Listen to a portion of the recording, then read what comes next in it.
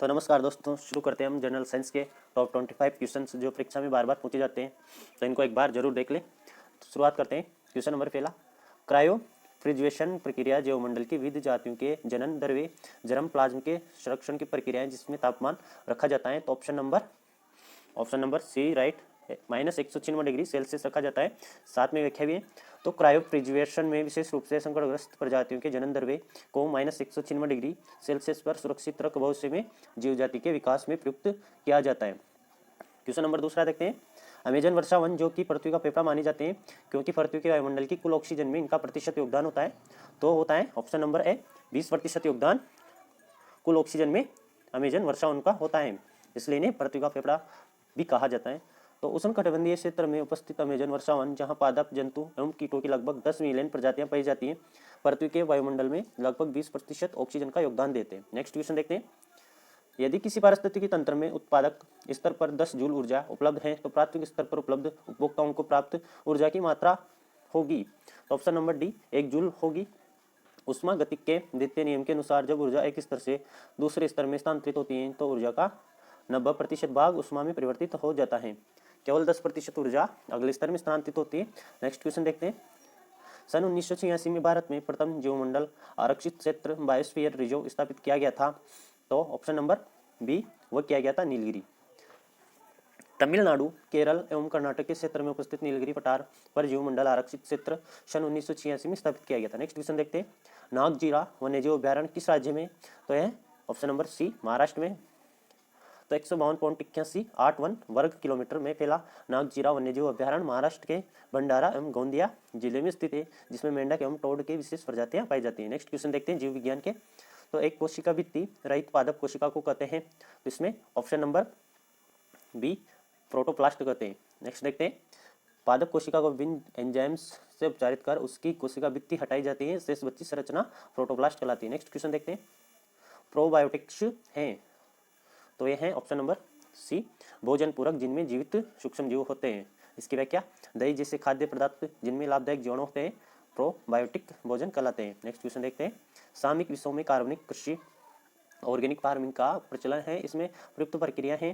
तो option number D उपयुक्त सभी प्रक्रियाएं। तो समन्वित पीड़क प्रबंधक आईपीएम, जैविक प्रक्रियाओं से निर्मित उर्वरकों का प्रयोग, स्थानीय रूप से विकसित पीड़क प्रतिरोधक किस्मों का प्रयोग। वर्तमान विषयों में कार्बनिक कृषि पर्यावरण हितैषी कृषि मानी जाती है, जिसमें उक्त सभी प्रक्रियाएं सम्मिलित है। नेक्स्ट क्वेश्चन देखते हैं।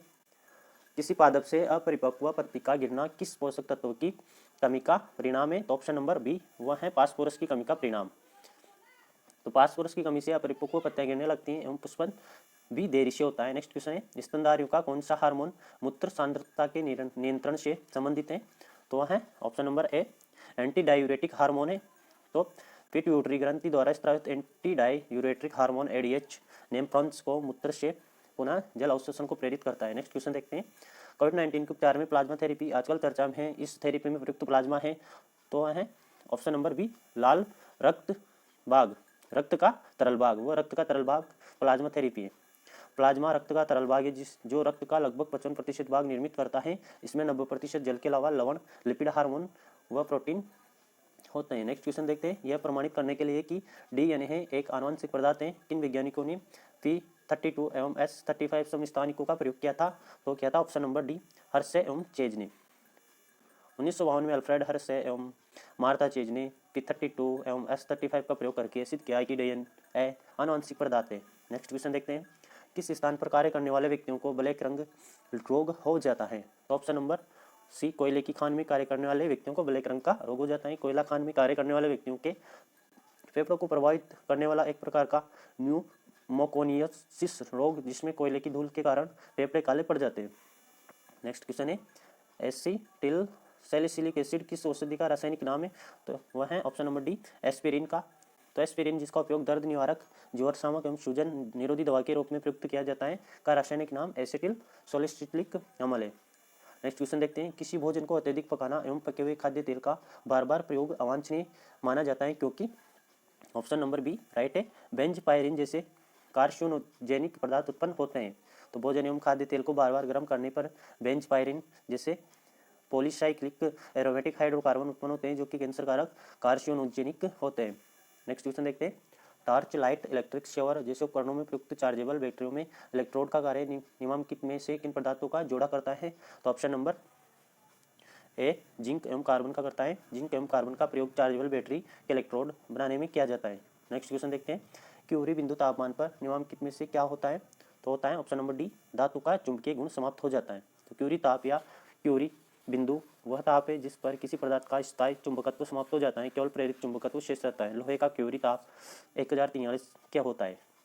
नेक्स्ट क्वेश्चन है, एल्यूमिनियम के धातु क्रम में इसका शुद्धिकरण निम्न विधि से किया जाता है। तो ऑप्शन नंबर ए है, विद्युत अपघटन द्वारा किया जाता है। तो एल्यूमिनियम का अयस्क बॉक्साइड है, बेयर प्रक्रम द्वारा बॉक्साइड से शुद्धियाँ दूर कर एल्यूमिना प्राप्त होता है, जिसका विद्युत अपघटन कर शुद्ध एल्यूमिनियम प्राप्त करते हैं।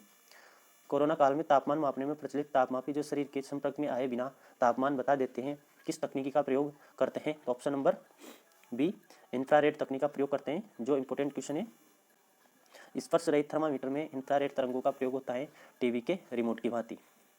नेक्स्ट क्वेश्चन है, यदि वायुदाब मापी बैरोमीटर की रीडिंग अचानक गिरती हुई प्रतीत होती है तो इसका अर्थ है कि मौसम, ऑप्शन नंबर डी, अत्यधिक तूफानी होगा। किसी स्थान पर वायुदाब का अचानक कम हो जाने पर बैरोमीटर की रीडिंग भी न्यूनता की ओर जाने लगती है, यह उस स्थान पर आंधी तूफान आने की संभावना व्यक्त करता है। नेक्स्ट है, रडार के आविष्कारक कौन थे? तो ऑप्शन नंबर सी, A.H. टेलर व लियो सी यंग, यह रडार के आविष्कारक थे। 1922 में यूएस नेवी के इन अनुसंधानकर्ताओं ने रडार का आविष्कार किया था। नेक्स्ट देखते हैं, निम्नलिखित में से कौन सा मान पानी के त्रिक बिंदु ट्रिपल पॉइंट को प्रदर्शित करता है? तो करता है ऑप्शन नंबर है 273.16 केल्विन। त्रिक बिंदु 273.16 केल्विन जल का वह ताप है जिस पर हम इसकी तीनों अवस्थाएं बर्फ, तरल एवं भाप एक साथ उपस्थित होती हैं। नेक्स्ट क्वेश्चन देखते हैं, भिन्न भिन्न तारों के भिन्न भिन्न रंग निम्न में से किसकी विविधता के कारण होते हैं? तो ऑप्शन नंबर बी, तापमान के कारण होते हैं। किसी तारे या अंतरिक्ष पिंड की सतह का तापमान ही उसके रंग को निर्धारित करता है। नेक्स्ट क्वेश्चन है, किसी उपकरण में लगाए गए थर्मोस्टेट का कार्य होता है? तो वो होता है ऑप्शन नंबर सी, तापमान स्थिर रखना। थर्मोस्टेट एक ऐसा उपकरण है जो कि आवश्यक तापमान को बनाए रखने में सहायक है। ठंडक उत्पन्न करने वाले एवं उष्मा उत्पन्न करने वाले विद्युत उपकरणों में इसका प्रयोग किया जाता है। तो दोस्तों, यह सीरीज खत्म हुई जो बहुत ही इंपॉर्टेंट